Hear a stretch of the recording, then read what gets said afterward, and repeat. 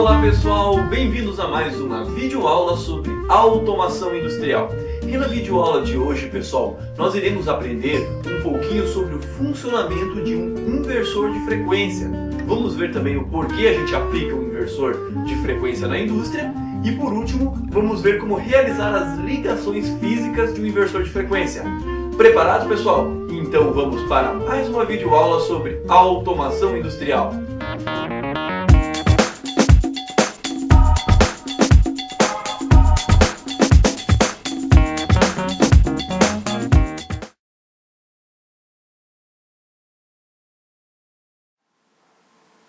Então, aqui a gente vai aprender um pouquinho agora sobre os inversores de frequência.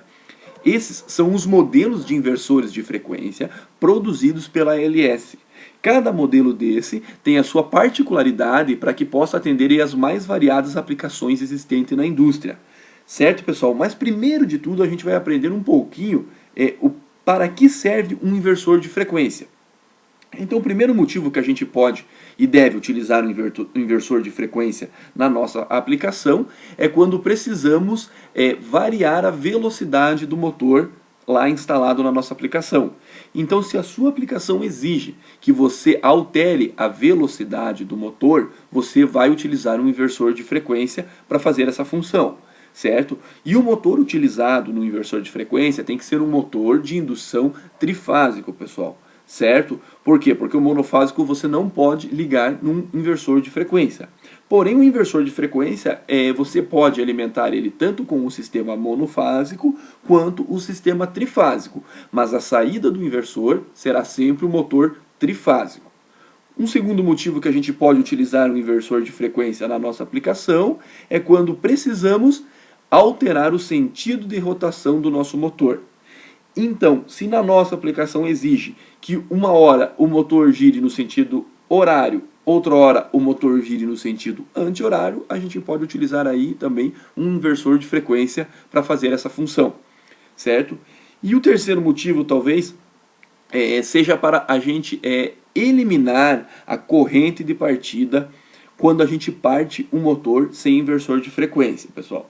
Então, quando a gente parte um motor sem inversor de frequência, a gente tem um pico na corrente de partida, certo? Que não acontece quando utilizamos o inversor de frequência, porque o inversor de frequência ele tem uma função chamada de rampa de aceleração. E conforme a gente configura essa rampa de aceleração, ele vai ter uma partida suave. A gente pode ver no gráfico aqui, pessoal, em vermelho, é uma partida de um motor trifásico, certo? Sem a utilização do inversor de frequência. No momento da partida a gente vai ter um pico, né, na corrente de partida. Depois de um tempo essa corrente vai estabilizar num valor nominal, porém a gente tem esse pico aí na corrente de partida. Se a gente utilizar um inversor, que está na cor azul ali, através da configuração da rampa de aceleração, certo, do inversor, a gente consegue aí suavizar a partida do motor.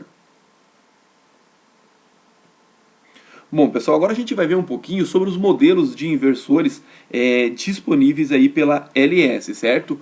O modelo mais simples para aplicações básicas é o IE5, que vai de 0,13 a 0,5 HP. Em seguida vem o IC5, que vai de 0,5 a 3 HPs. Depois a gente tem o IG5A, que é um dos inversores mais vendidos, pois atende aí a maioria das aplicações, que vai de meio até 30 HPs. Seguido a gente tem o IS7, certo, pessoal? Que esse talvez aí seja o inversor mais completo da ALS, onde ele tem muitas funções e utilizados aí para aplicações também mais complexas, onde exige um pouco mais de complexidade, um pouco mais de controle, como controle de sincronismo para bobinamento e desbobinamento de papel, por exemplo, controle de torque, controle de velocidade ou controle de posicionamento. Vai de 1 a 500 HPs. Em seguida a gente tem o IP5A, que vai de 1 a 600 HP. E por último o IV5, que vai de 3 a 666 HPs. Então essa é a linha completa da ALS, pessoal. E agora a gente precisa conhecer um pouquinho sobre os bornes, pessoal, que a gente possui para fazer a ligação física do nosso inversor de frequência. certo?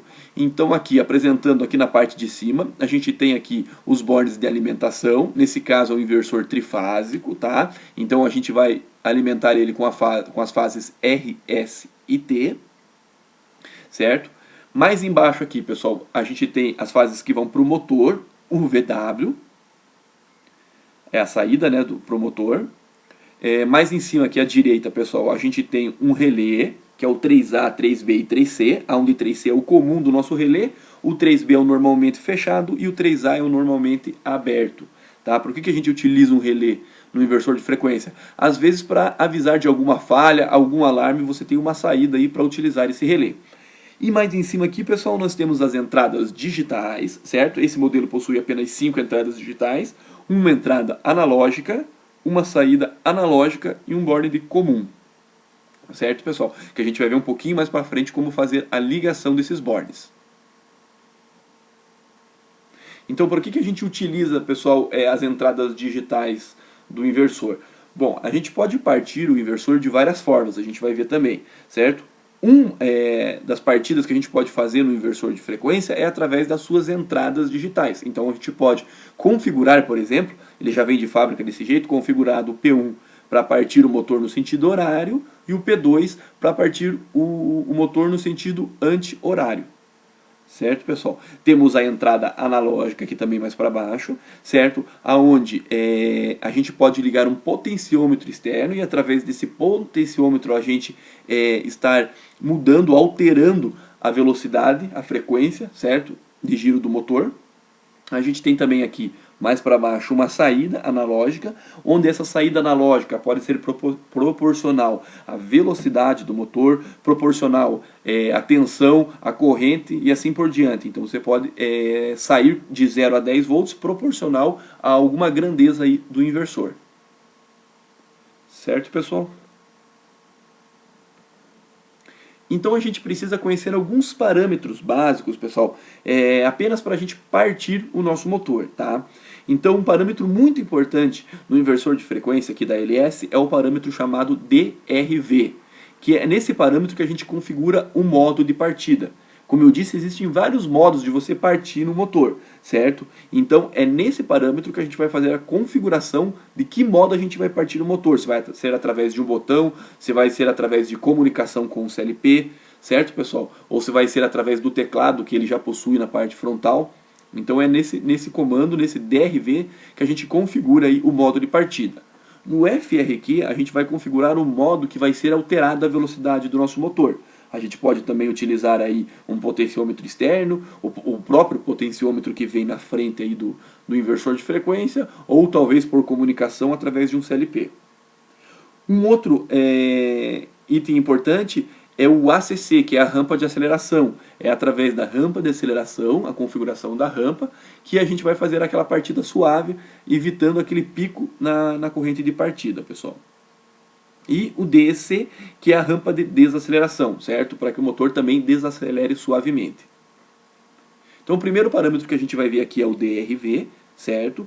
Então a gente tem algumas opções do DRV, aonde ali a opção 0 seria a partida e a parada do inversor através do run e stop que tem no frontal do inversor, certo? O 1 e o 2 seria para a gente partir através das entradas P1 e P2. E a opção 3, seria para a gente partir através de comunicação, ligando aí, por exemplo, um CLP, se comunicando em RS485 com o inversor, e através dessa comunicação você pedir para que o CLP parta o motor, certo? Muito comum na indústria. O segundo parâmetro é o FRQ, pessoal, que é onde a gente faz a alteração de velocidade, certo? A gente pode alterar a velocidade digitalmente, colocando botões nas entradas digitais e um botão para aumentar a velocidade, certa frequência, outro para diminuir, por exemplo. É um modo de você alterar a velocidade digitalmente. Ou através da entrada analógica, pessoal, colocando um potenciômetro, certo? Externo, e que esse potenciômetro provavelmente vai na porta do painel para que você faça a alteração de velocidade através do potenciômetro externo. Ou você pode utilizar o próprio potenciômetro que já vem embutido ali no frontal do inversor, aí você utiliza a opção 3, ou na opção 4 também através de comunicação com o CLP, por exemplo. Em seguida, a gente tem a rampa de aceleração, certo, pessoal? A rampa de aceleração, a gente pode colocar, por exemplo, na rampa de aceleração 5 segundos, certo? E se a gente configurar uma velocidade de 60 Hz no nosso inversor de frequência, significa o quê? Significa que para ele chegar do 0 aos 60 Hz, ele vai demorar 5 segundos, certo, pessoal? Então a velocidade vai subir linearmente, como mostra o gráfico, até os 60, num tempo de 5 segundos. A gente tem também a rampa de desaceleração, pessoal, que é quando o motor já está rodando, por exemplo, em 60 Hz. E se a gente configurar a rampa para 10 segundos, no momento que apertarmos o botão de stop, certo? Ele vai começar a desacelerar o motor e vai demorar 10 segundos para sair dos 60 e chegar até os 0 Hz. E agora, pessoal, aqui a gente vai ver uma ligação básica, certo? Física de um inversor de frequência, certo? Eu peguei um inversor aqui mais simples da LS, tá? E a gente vai, primeiro de tudo, alimentar o inversor de frequência, certo? Então vamos jogar as fases R e ST na entrada de alimentação do inversor. Vamos ligar o nosso motor, certo? As fases UVW. E agora a gente vai ter aqui, pessoal, dois botões. Um botão para girar no sentido horário e o outro botão para girar no sentido anti-horário do nosso motor. Então, como que eu faço a ligação física desses botões? Primeiro de tudo, a gente vai sair com um comum, certo? Do inversor de frequência e vai ligar de um lado do botão. Em seguida, a gente vai sair do primeiro botão e vai entrar na entrada P1, certo? Onde a gente liga o inversor, onde já está configurado o nosso DRV, lá, para que P1 seja uma partida no sentido horário, e sair do segundo botão e ligar no P2, que já está configurado também no parâmetro DRV, para que seja no sentido anti-horário. Certo, pessoal? Agora a gente vai ligar o nosso potenciômetro, tá? Então, uma extremidade do potenciômetro vai ser ligado no VR, o meio do potenciômetro vai ser ligado na entrada analógica. E a outra extremidade, pessoal, a gente vai ligar no comum, que é o mesmo comum aí para as entradas digitais, certo? Então a gente precisa também configurar o FRQ, certo? Para que trabalhe com o potenciômetro externo. E pronto, pessoal, aqui a gente já estaria partindo o nosso inversor com um botão no sentido horário, certo? Então quando eu ligo essa chave de 0 para 1, ele parte no sentido horário. Para eu parar o giro do motor, eu tenho que desligar a chave do sentido horário, o motor para. Para partir no sentido anti-horário, eu preciso ligar o meu segundo botão, jogar ele para 1, ele vai partir no sentido anti-horário, certo? Se eu desligar esse botão, o motor para também. Certo, pessoal? Fácil, né? É isso aí.